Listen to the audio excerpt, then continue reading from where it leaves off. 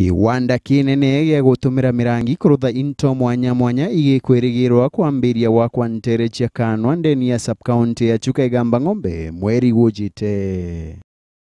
Ende uthuraniri bwa kiwanda giku ibwambiritie ararongirwo menyeri bwa mito rutongeretwe imurugamiri munene wa mito ndeni ya kaunti ya Tharaka Nithi Benjamin Kinyiri bathomithitie akariba ntere cia Chogoria gutara mirangi ndeni ya mwito wa Kirima Kirinyaga ira ikinyanirite gutumika kiri kiwanda giki. Tarehe 11 mwezi wa Januari mwaka wa 2018 wataweza kuzindua ama wataweza kufanya ile tunaita ground breaking ili hiyo factory iweze kuanza kufanya kazi, na kwa sasa tumeweza kuhamasisha wananchi wa Chuka na Chogoria pamoja na wakulima namna ya kuchagua bambu ile ya mwaka 1, mwaka 2 na mwaka 3.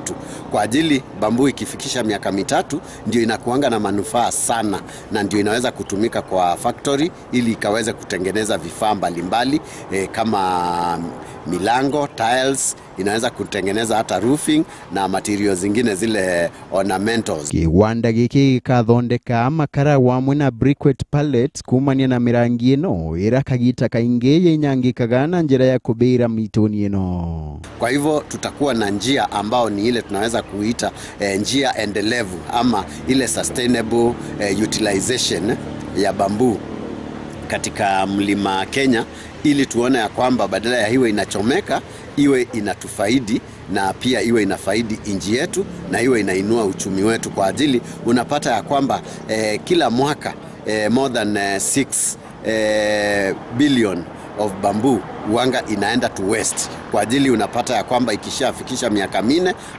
haina faida, inaanguka tu, inakuwa ni mbolea katika msitu. Kurukia arimi magana mairi tayari ibaibandikithitie kwanda mirangi mindani yago mubango ni wa mwambirio ara arimi nkurukiba kwirigirwa kuguneka kumania na mubango juu.